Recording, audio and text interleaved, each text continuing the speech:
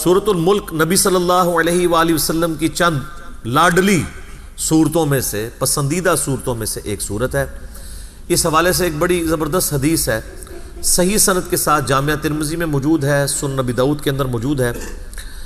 کہ اللہ کے محبوب صلی اللہ علیہ وآلہ وسلم نے فرمایا کہ قرآن حکیم میں 30 آیات پر مشتمل ایک صورت ایسی ہے جس نے اپنے پڑھنے والے کی شفاعت کی، حتیٰ کہ اسے جنت میں داخل کروا دیا، اور وہ صورت ہے تبارک الذی بیدہ الملک، یعنی یہ سورۃ الملک پارہ نمبر 29 اور سورت نمبر ہے 67۔ اسی کانٹیکسٹ میں جامعہ ترمذی میں اور روایتیں بھی موجود ہیں، لیکن وہ اتنی صحت کے درجے پہ نہیں ہیں جو مرفوع روایتیں ہیں، البتہ اس کو سپورٹیو چند یعنی موقوفاً روایتیں موجود ہیں۔ مثال کے طور پر جامعہ ترمذی میں ایک حدیث موجود ہے کہ نبی علیہ السلام نے فرمایا کہ سورۃ الملک منجیہ ہے، یہ نجات دینے والی ہے، عذاب قبر سے یہ مانع ہے۔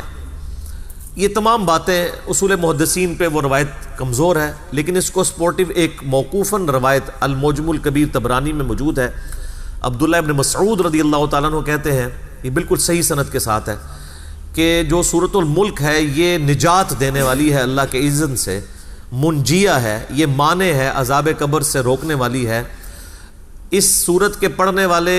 کو جب قبر میں دفنایا جائے گا تو وہ سرہانے کی طرف سے آ کے عذاب قبر کے اگینسٹ اللہ تعالیٰ کے حضور سفارش کرے گی یہ صورت، حتیٰ کہ اسے اللہ تعالیٰ بخش دے گا۔ تو اور پھر ساتھ عبداللہ ابن مسعود نے فرمایا کہ رات کو سونے سے پہلے اس صورت کو پڑھ لیا کرو۔ ایک کمزور روایت جامعہ ترمذی میں بھی ہے کہ سیدنا یعنی نبی صلی اللہ علیہ وآلہ وسلم کے حوالے سے ہی بیان کیا گیا کہ آپ علیہ السلام بھی رات کو سونے سے پہلے یہ صورت پڑھتے تھے، تو اس کو سپورٹیو یہ روایت بھی ہو جاتی ہے۔ اس طرح ایک اور ہے سیدنا خالد بن معدان کے بارے میں، سنن طبرانی کے اندر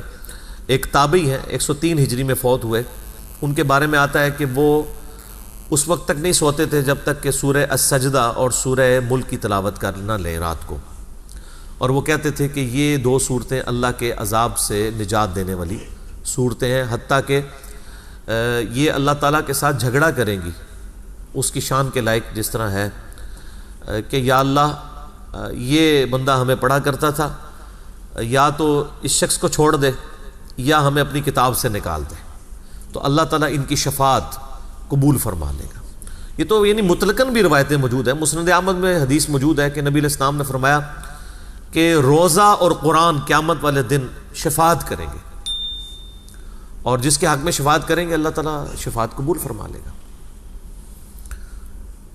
تو یہ صورت یعنی کوشش کیا کریں کہ رات کو سونے سے پہلے پڑھ لیں، سنت ہے، یعنی تابعین سے، صحابہ سے ثابت ہے۔ اور رات کی ڈیفینیشن اسلام کے اندر ہے غروب آفتاب کے بعد رات شروع ہو جاتی ہے، اور فجر کا وقت داخل ہونے سے پہلے یہ پوری کی پوری رات ہے، آپ کسی بھی وقت میں سے پڑھ سکتے ہیں، مغرب کے بعد بھی پڑھ سکتے ہیں، عشاء کے بعد بھی پڑھ سکتے ہیں۔ اور اگر کوئی رات کو پڑھنا بھول جائے تو صحیح مسلم میں ایک حدیث ہے کہ نبی صلی اللہ علیہ وآلہ وسلم نے فرمایا جو شخص رات کے وظائف بھول جائے یا کسی وجہ سے وہ سو جائے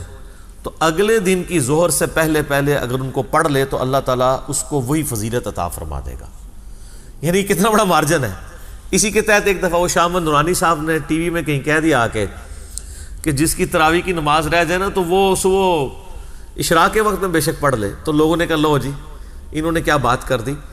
تو ان کی بات بالکل ٹھیک تھی کہ اگر کوئی رات کو سویا رہ گیا تو نفلی عبادت ہے، تو اشراق کے وقت میں بھی ایون نبی علیہ السلام کبھی بعض کا تہجد کی نماز رہ جاتی تھی تو بخاری مسلم میں آتا ہے کہ آپ علیہ السلام پھر اشراق کے وقت میں اتنے نوافل اور پڑھ لیا کرتے تھے۔